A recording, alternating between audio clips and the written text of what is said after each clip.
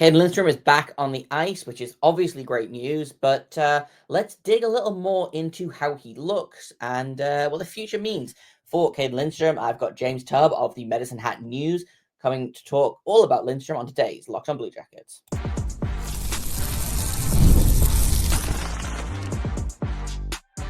You're Locked on Blue Jackets, your daily podcast on the Columbus Blue Jackets, part of the Locked on Podcast Network, your team every day. Hello and welcome to Locked on Blue Jackets, part of the Locked on Podcast Network, your team every day. I am, as always, your host, Jay Foster, here to give you the good, the bad, and the ugly about your favorite team and mine, the Columbus Blue Jackets. Before we get things started, I want to thank everyone for making this your first listen of the day every single day. Locked on Blue Jackets is free and available on all podcast platforms and over on YouTube. Now, like I said, Cayden Lindstrom back in action in the WHL playoffs this week and has done okay. 4 points in 3 games seems pretty good to me, but I figured I would bring on someone who has watched him a little bit more closely. So I've got a conversation with James Tubb, a reporter for the Medicine Hat News. He covers the Medicine Hat Tigers and has done basically Lindstrom's entire time with the team and then some. So I figured he was the guy to ask about how Lindstrom has looked in his return from injury, what this means for the Tigers going forward, like just a lot of good, solid talk about Cayden Lindstrom and where he goes from here. So I'm just going to jump right into my conversation with James. I think everyone in the world was surprised when Game 1 of the WHL Championships rolls around and Cayden Lindstrom's out there for morning skate. He's getting top 6 ice time in the morning skate. Like, the line combinations are working. And now he's played 3 games after not playing for almost 400 days, which is a long time to not play hockey, especially when you are, just been drafted. So I figured let's get someone who has been on the Medicine Hat beat all season, who's watched Lindstrom basically the whole time that he's been back, watched a bunch of him last year. I've got James Tubb back. We talked to James basically right after we drafted Lindstrom in last summer. So great to have you back. Obviously, I was hoping that we would be able to have more Lindstrom conversation as this kind of season progressed, but it's been a long time. But how surprised are you that Lindstrom actually made it back to the ice this season? Because I'd kind of prepared basically that he was going to be done all year. Well, they were running out of time to make the dream happen, right? To get him into season, and happy to be back on, Jay. And with that, happy to have an answer to the Cayden Lindstrom question that, Medicine Hat Tigers fans, Columbus Blue Jackets fans have wondered all season. Is he going to play this season? And it was, he came back for the start of the playoffs, which was in the end of March, and he surprised the team ahead of Game 1 of their first round series. Surprised, I think the leadership group maybe knew, but he surprised everyone else that he was going to be there.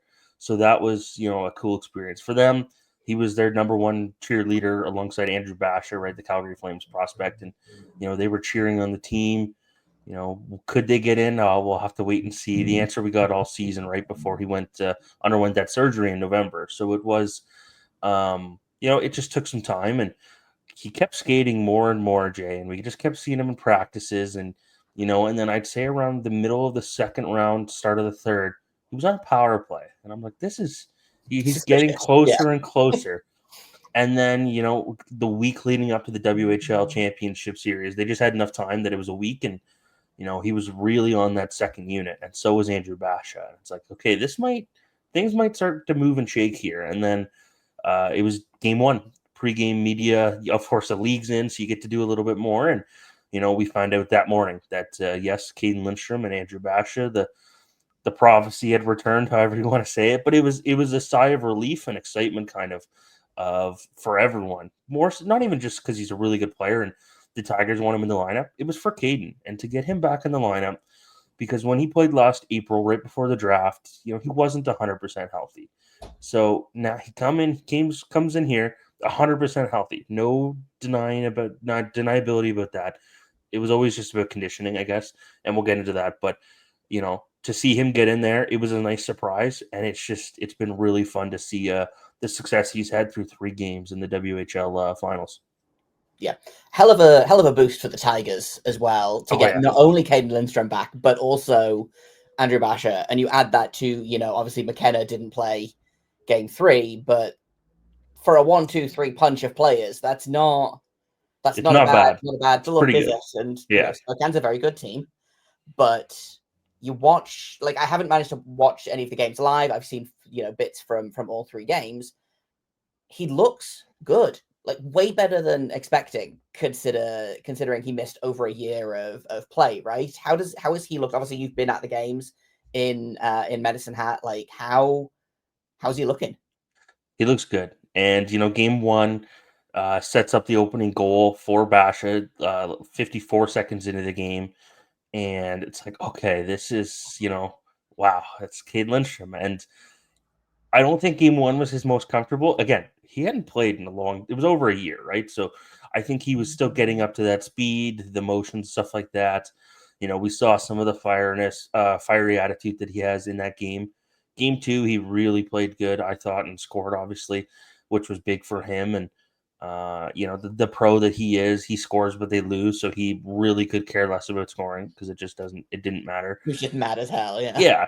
So, but I thought last night, game 3 in Spokane was his best game. And that was as close as we've seen to the dominant Cayden Lindstrom pre-injury in, last year in his draft year that we've seen in a long time. And it was just that the physical presence along with the skill and, the ability up and down the ice. He was taking a bunch of faceoffs. He has all playoffs now. I don't know his stats off the top of my head for in the draws, but I mean, that's a huge part of why he was drafted is because he was one of the best faceoff guys in the WHL as a 17-year-old. So for him, that game 3 effort that he had, it was kind of like, he's back. And, we'll see if he plays game 4, he gets hit knee on knee there by Sage Weinstein in the second period. So missed the third period, was on the bench cheering them on, but didn't play. I didn't see him play at all in the third. He could have, and I missed it. But, I don't think it's something to be concerned about, but it is something that, we'll see because the Blue Jackets have talked about it's a process with him and he might not play back to back. So we'll see what he does here. But the long-winded answer to say he looked damn good. Yeah, and obviously it's a very small sample size. Like, we're not again, he looks great. Yeah, he looks like the 4th overall pick last year, right? I think is fair as to say. Close to it as he can be for having not played in a year. Yes, yeah, I'm like next year if he can get it an off season, whenever the season ends for the Tigers and Cayden Lindstrom season ends, he'll get a summer now, not to rehab, not to try to work towards being worthy of being picked 4th overall. He just gets a summer to build, and that's going to be really big for Cayden Lindstrom. In a minute, I've got more great Cayden Lindstrom chat with James about what he looks like on the ice and what this means for the Tigers going forward. But first, I will tell you all about FanDuel. The NBA playoffs are in full swing, and every night delivers highlight-worthy performances, major momentum shifts, and can't-miss moments. Whether it's a game-winning shot or a breakout player, there has never been a better time to get in on the action. And FanDuel makes it easy to stay in the game before tip-off and live. With player props, performance trends, and same-game parlays, fans have more ways than ever to play smart and win big. The Cleveland Cavaliers looked like a really good bet, and yet they weren't. So if you'd been smart enough to bet on the Pacers, you could have won big doing that. Are you new to FanDuel? It is the perfect time to sign up. Head to FanDuel.com, place your first $5 bet, and if that $5 bet wins, you're going to get $200 in bonus bets. So just go there, pick the heaviest favorite you can find, put $5 on it, and if it comes through, you're going to get $200 that you can spend on whatever you want. Make every moment more with FanDuel, official sports betting partner of the NBA playoffs. Yeah, because that happens. Obviously, you see guys get injured late in the season, and then they're like, "Well, I have to rehab all summer." Obviously, that rehab then went into a season training camp, and then into November he had the surgery, and then it was really interesting to kind of watch the process. Obviously, he spent most of the season in Columbus.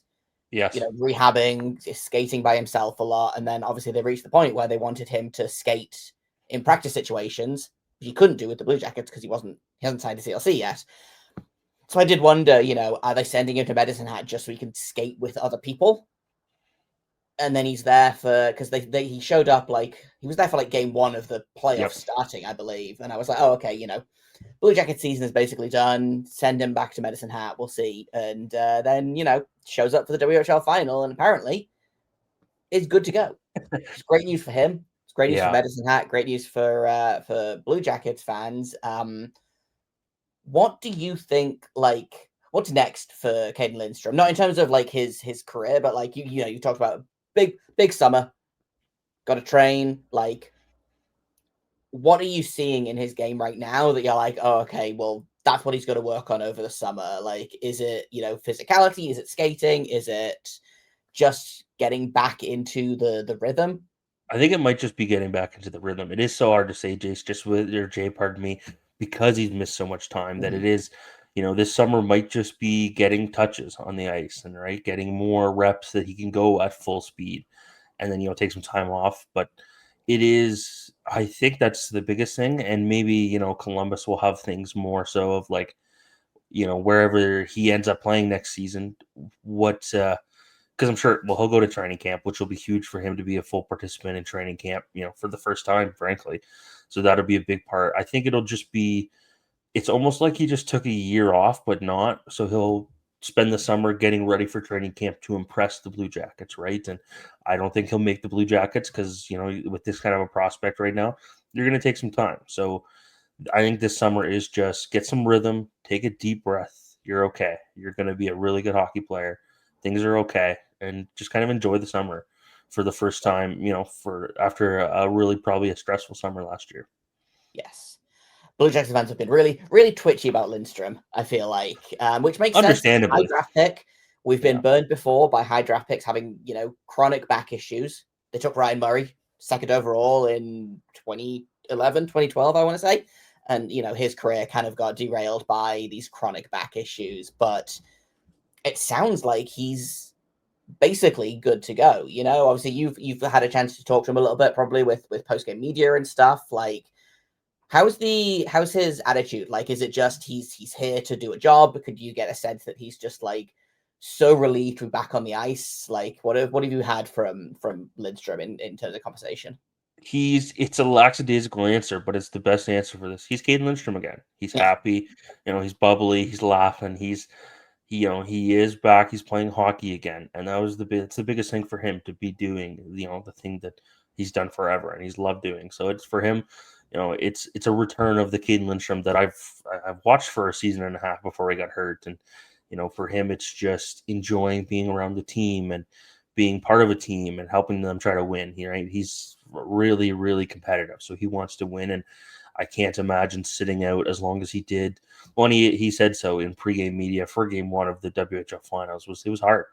And, the Columbus staff and players really helped him. And that was a big part of why he was there, was to get, rehabbed and recovered with the pros, but also just how to handle that. And they passed that on to him. And, he talked to them a lot. He talked to family a lot. I know family is a big thing for him. And, the Tigers also kept in touch. So that was a big thing of, I think through this all, he's learned how big his support system is.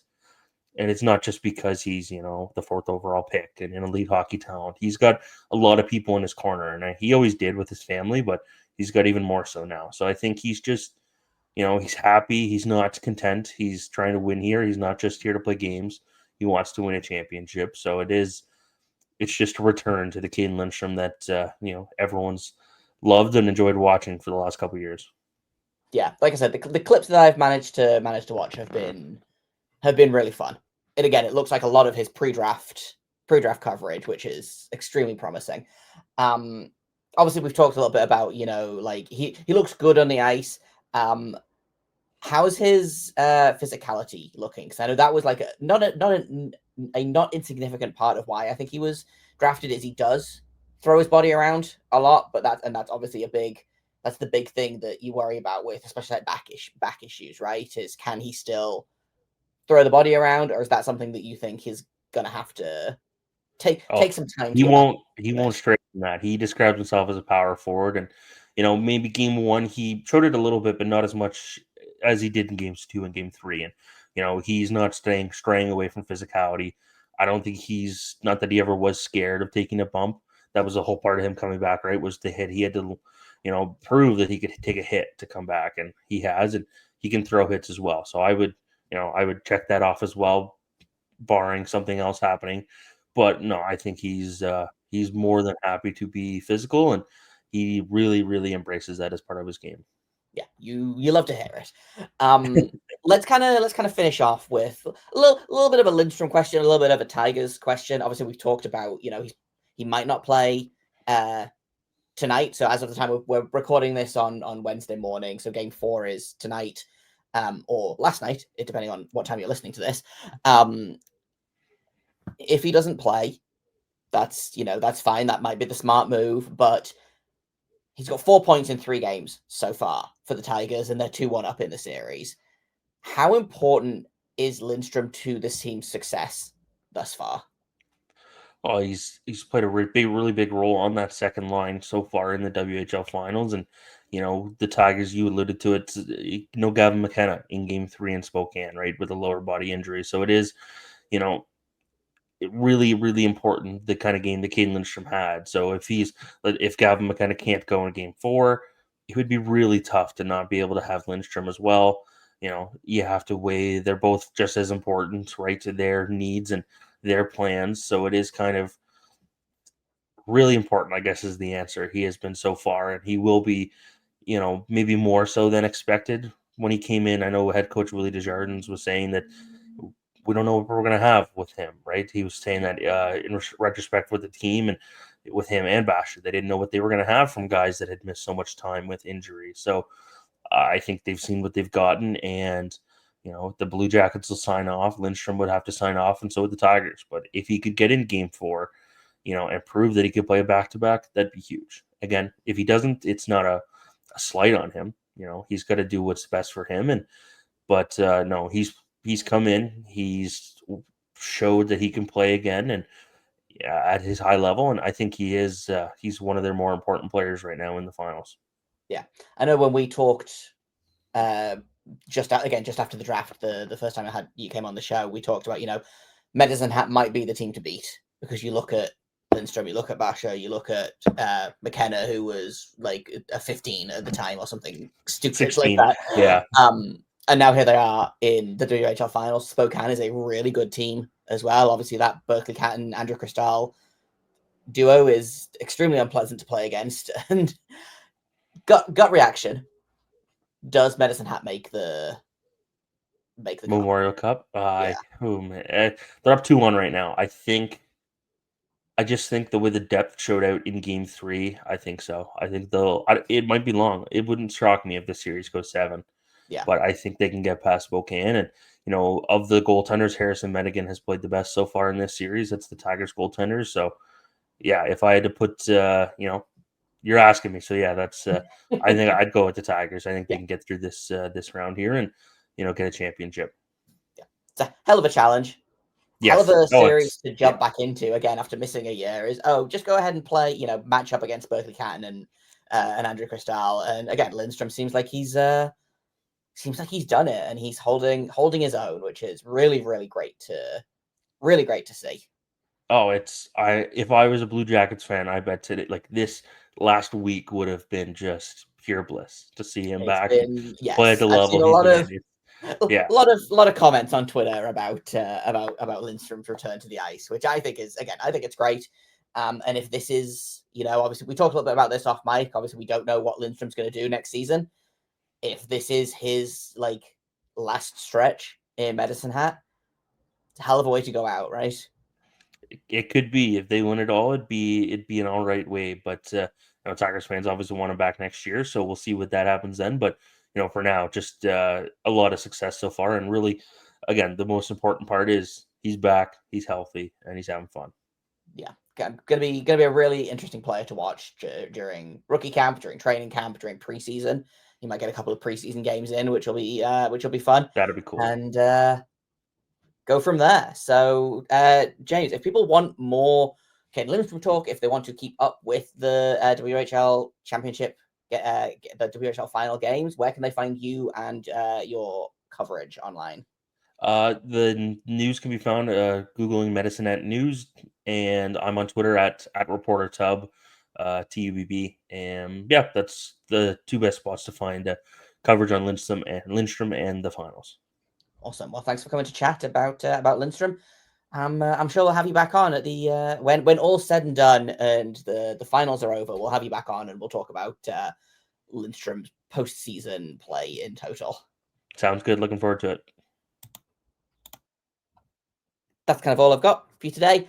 Tomorrow, I sat down earlier in the week with Will Scouch of Scouching, and we had a pretty good conversation about a bunch of Blue Jackets prospects and how excited people should be about them going into next year. I believe tomorrow's episode, we're going to talk about the three Lucas, Luca Pinelli, Luca Del Belbaluz, and Luca Morelli. So make sure you stick around for that. Thank you for listening to this episode, though, for making it your first listen of the day every single day. Locked On Blue Jackets is free and available on all podcast platforms and over on YouTube. I've been Jay Foster. You can find me on Twitter at _Jacob Foster, JAKOB FORSTER. You can find the show at LO_Blue Jackets. If you have comments, questions, criticisms, you can email me at lockedonbluejackets@gmail.com. And until tomorrow, make sure you stay locked on.